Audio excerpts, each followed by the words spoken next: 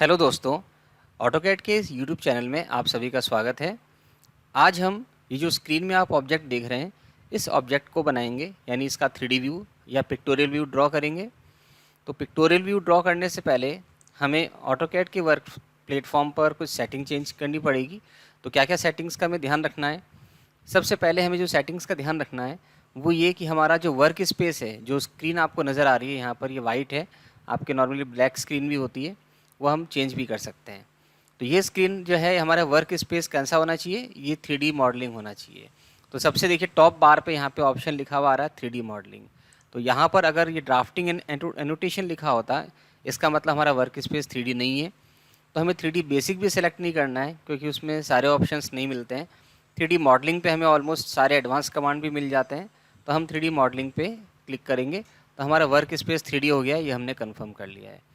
उसके बाद में जो अगली सेटिंग है, यहाँ पे देखिए जो हमारा व्यू है, एक तो फर्स्ट ये 2D वायर फ्रेम है, फिर कंसेप्शुअल है। तो हम कंसेप्शुअल को सेलेक्ट कर लेंगे।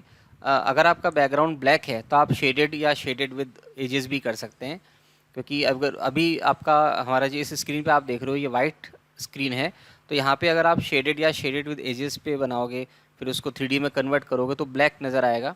तो इसलिए कंफर्टेबल अगर वाइट स्क्रीन है तो कंसेप्शुअल रहेगा, और अगर आपकी ब्लैक स्क्रीन है तो शेडेड या शेडेड विद एजेस भी ले सकते हैं, उसमें कहीं प्रॉब्लम नहीं है। तो सेकेंड ये सेटिंग है। उसके बाद में नेक्स्ट सेटिंग हमें यहाँ पर देखो व्यू में चेंज करना है। ये ऐसी आइसोमेट्रिक व्यू हमें सेलेक्ट करना है यहाँ पर। तो ऐसी आइसोमेट्रिक व्यू ले लेंगे हम। इसके बाद में ये हमारा जो UCS है ये लेफ़्ट कॉर्नर में है, तो अभी हमने पहले सेट किया हुआ है। अगर ये सेट नहीं है तो हम क्या करेंगे, UCS एंटर करेंगे, UCS आइकॉन पे गए, फिर नो ओरिजिन पे क्लिक कर देंगे। तो आपका ये जो UCS है, कोऑर्डिनेट सिस्टम है, ये लेफ़्ट लोअर कॉर्नर में ही रहेगा। फिर आप स्क्रीन पे कहीं पर भी जाओ, ये अपनी पोजीशन से नहीं हिलेगा। ठीक है, तो ये कुछ बेसिक सेटिंग्स का हमें ध्यान रखना है। अब बात करते हैं ड्रॉ की। तो जब हम ड्राइंग करेंगे, देखो सबसे पहले हमें 2D इसका 2D व्यू बनाना पड़ेगा। उसके बाद में इसको हम एक्सट्रूड या पुल प्रेस करके 3D में कन्वर्ट करेंगे। तो पहले हम कौन सा व्यू बनाएं? ये ऑब्जेक्ट है, यहाँ से देखने पर ये आपको जो व्यू नज़र आएगा ये फ्रंट व्यू है, ये राइट साइड व्यू है। और टॉप से देखने पर आपको जो व्यू नज़र आएगा वो आपका क्या है, प्लान है या टॉप व्यू है। तो यहाँ पर देखो सबसे ज़्यादा इन्फॉर्मेशन आपको टॉप व्यू में मिल रही है, तो हम बेटर है कि पहले इसका टॉप व्यू बनाएं। अब इसके टॉप व्यू में देखो, यहाँ पर ये स्क्वायर है 20x20 का, आउटर स्क्वायर है 40x40 का, दोनों का सेंटर सेम है।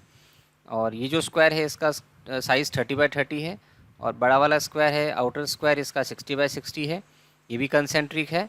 और इन दोनों के सेंटर टू सेंटर डिस्टेंस 150 है। तो पहले हम ये पोर्शन बनाते हैं 20x40 के दो स्क्वायर, फिर इसके सेंटर से 150 पर 30x60 के दो स्क्वायर बना लेते हैं।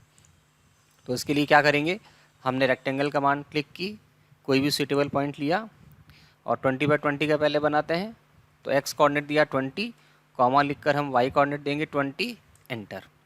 तो ठीक है, इनर स्क्वायर बन गया है। वापस से हमने रेक्टेंगल कमांड ली, कहीं पर भी आपने सूटेबल पॉइंट दिया। आपका नेक्स्ट जब स्क्वायर है 40 है, तो 40, कॉमा 40, एंटर। ठीक है, अब इसको हमने सेलेक्ट किया, मूव करेंगे, इसका सेंटर बेस पॉइंट हमारा सेंटर रखेंगे, ज्योमेट्रिक सेंटर, इसको क्लिक किया और इसके सेंटर पे ओवरलैप कर दिया है। तो ये बन गया है। अब इसके सेंटर से जो दूसरे स्क्वायर हैं वो 150 mm डिस्टेंस पे है। तो हम क्या करेंगे, अब हम लाइन सेलेक्ट करेंगे, लाइन इसके सेंटर से हम इस डायरेक्शन में आगे बढ़ेंगे और 150 लिख के एंटर कर देंगे। तो ये हमारा दूसरा पॉइंट का एंड ये मिल गया। ठीक है, अब हम क्या करेंगे, अब हमें स्क्वायर बनाना है 30 और 60 के दो, 30x30 के, 60x60 के। तो रेक्टेंगल पे गए और इस बार हम डायमेंशन देंगे 30, कॉमा 30, एंटर। ठीक है, फिर वापस से हम सेम कमांड को रिपीट करेंगे और इस बार 60x60 का साइज़ है, तो 60, कॉमा 60, एंटर कर देंगे। इसको सेलेक्ट किया और मूव करेंगे, बेस पॉइंट हम सेंटर देंगे, सेंटर से इसको यहाँ पर डायरेक्ट भी शिफ्ट कर सकते हैं। इसको भी हम सेपरेट सेलेक्ट करेंगे और इसको सेंटर से पिक करेंगे और यहाँ शिफ्ट कर देंगे। ठीक है, तो ये तो हमारा फर्स्ट हाफ काम हो गया है। अब इसके बाद देखिए ये जो एज है, ये इसकी विड्थ कितनी है, 20 है। तो सेंटर लेंथ हमारे पास में आई हुई है, तो सेंटर से हम ऑफसेट करके 10 और 10 दोनों साइड में ऑफसेट करके हम इसको बना सकते हैं। तो हम अब नेक्स्ट क्या करेंगे, ऑफसेट कमांड पे जाएंगे। उसके बाद में कितना ऑफसेटिंग करना है, 10 से करना है, एंटर। इस लाइन को सिलेक्ट किया, राइट में ले गए और दोनों साइड में लेकर हमने ऑफसेटिंग कर ली है। ठीक है, अब इस मिडल लाइन का काम नहीं है, इसको हम हटा सकते हैं। तो ये हमने इसको हटा दिया है। ठीक है, अब जो रिमेनिंग जो पोर्शन अनवांटेड जो लाइन का पार्ट है इसका, उसको भी हम हटा देते हैं। उसके लिए हम ट्रिम कमांड यूज़ करेंगे। ट्रिम TR, देखो ट्रिम के लिए हम शॉर्टकट बता देते हैं, TR लिख के डबल एंटर भी कर सकते हो तो भी हम ये ट्रिम कमांड एक्टिवेट होगी। दूसरा हम क्या कर सकते हैं, यहाँ पर ये ट्रिम ऑप्शन है, इसको क्लिक किया और जहाँ पर भी जिसको भी आपको हटाना है उसको हटा सकते हैं। इसको भी हटा देते हैं और इसको भी हटा देते हैं। ठीक है, इतना काम हो गया है। अब क्या बचा है देखते हैं।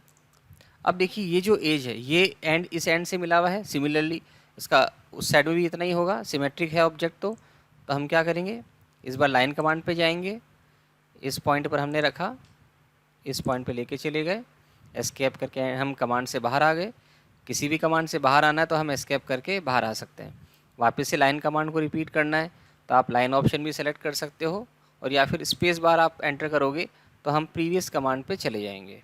तो आपने इस एंड पे क्लिक किया, उसके बाद में इस एंड पे क्लिक किया और एस्केप कर दिया। तो ये हमारा 2D व्यू हमारा बन चुका है। अब इसको हम 3D में कन्वर्ट करेंगे। अब 3D में कन्वर्ट करने के लिए देखते हैं, देखो पहले तो आपका जो ये स्मॉलर जो स्क्वायर वाला पोर्शन है इसकी हाइट कितनी है, 40 है, और ये रिमेनिंग बीच वाला पोर्शन है इसकी हाइट 15 है और इसकी हाइट 55 है। तो 1 बाय 1 हम सबको करते हैं। तो 2D से 3D में कन्वर्ट करने के लिए, यानी इसको हमें एक्सटेंड करने के लिए हम प्रेस पुल कमांड पे जाएंगे। ये प्रेस पुल कमांड है, इसको हमने सेलेक्ट किया और जिसको एक्सट्रूड करना है यानी जिसको हमें एक्सटेंड करना है उसके बीच में ले जाएंगे। तो हमें इस रीजन को करना है। देखो तो यहाँ पर हम लेके गए और लेफ़्ट क्लिक किया, लेफ़्ट क्लिक करते देखिए अब हम ऊपर की ओर जाएंगे तो ये ऊपर की ओर बढ़ेगा। अब हमें इसकी हाइट देनी है, तो हाइट यहाँ पर हमें पता है कितनी है, 40 लिख के एंटर करेंगे तो ये हाइट हो गई इसकी। अब इस पे आएंगे, इसको भी साथ में करना है, इसको भी करना है। तो हम क्या करते हैं, अब हम मल्टीपल पे चले जाते हैं। जब मोर देन 1 पार्ट को एक साथ में एक्सट्रूड करना होता तो हम मल्टीपल पे चले जाएंगे। तो ये मल्टीपल पे क्लिक किया, इस पर क्लिक किया, इस पर क्लिक किया, एंटर किया। कितना ऊपर आना है, 15। ये 15 हमने एंटर कर दिया है। उसके बाद में वापस से हम प्रेस पुल पे गए और इस रीजन को सेलेक्ट किया है, एंटर करेंगे। ये कितना है, 55 लिख के एंटर करेंगे तो 55 हाइट से एक्सट्रूड हो गया है। अब जो बीच वाला पोर्शन है ये कहाँ तक है, ये देखिए यहाँ तक है। तो ये यहाँ से यहाँ तो 15 हम कर ही चुके हैं और टोटल हाइट इसकी 55 है। तो ये कितनी और बच रही है, ये बच रही है 40। तो हम इसको 40 mm से और एक्सट्रूड कर देते हैं। तो प्रेस पुल पे जाएंगे, अब हम सिर्फ बीच वाले पोर्शन को सिलेक्ट करेंगे, ऊपर गए, अप साइड में ले गए और 40 लिख के एंटर कर दिया है। तो ये हो गया है। अब क्या करेंगे, अब देखिए यहाँ पर ये स्लैंट है, स्लैंट का मतलब ये एज इस एज से जुड़ी हुई है। तो यानी ये हमने जो हॉरिजॉन्टल पोर्शन यहाँ पे ड्रॉ किया है इसकी रिक्वायरमेंट नहीं है, इसको हमें हटाना पड़ेगा। तो उसके लिए हम क्या करेंगे, लाइन कमांड पे जाएंगे और ये इंटरसेक्शन पॉइंट जो है यहाँ पे क्लिक करेंगे।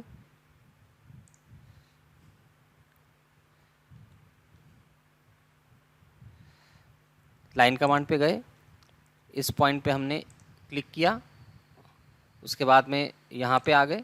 अब डाउन साइड कितना जाना है, डाउन साइड हमें जाना है 15 लिख के एंटर करेंगे और वापस इस पर आके क्लोज कर देंगे। ठीक है, क्योंकि ये देखिए ये जो हाइट है ना ये बाहर निकल रहा है, ये पोर्शन ये कितना है 15, क्योंकि ये आपका यहाँ से यहाँ तक 40 है, टोटल हाइट 55 है। तो ये रिमेनिंग हाइट कितनी बचेगी, 15 बचेगी। अब हम प्रेस पुल पे क्लिक करेंगे। प्रेस पुल कमांड से आप 2D को 3D में कन्वर्ट भी कर सकते हैं और 3D का कुछ पोर्शन हटा भी सकते हैं। जैसे हम इस पर क्लिक करेंगे तो जैसे ही इस ट्राइंगल के बीच में लाएंगे तो ये ट्राइंगल आपका ब्लू हो जाएगा। इसका मतलब बीच का रीजन आप हटा भी सकते हैं, बढ़ा भी सकते हैं और कम भी कर सकते हैं। अगर आपको हटाना है तो आप इस साइड में ले जाके लेफ़्ट क्लिक कर दें तो देखिए ये पोर्शन जो है ये ट्रिम हो गया, कट चुका है। ठीक है, तो अब हमारा ये फिगर ऑलमोस्ट बन चुका है। अब जो लास्ट काम बाकी है वो क्या है, वो ये जो राउंड एजेस जो आपके किनारे हैं ये, इनको हमें क्या करना है, राउंड करना है। ठीक है, तो राउंड जो करना है कितने रेडियस से करना है, 3 mm से करना है। तो टोटल 10 एजेस यहाँ पे दे रखी है। 10 कौन कौन सी है, 1 2 3 4, 4 यहाँ की, 4 यहाँ की, 8 9 और इसके जस्ट पीछे वाली 10।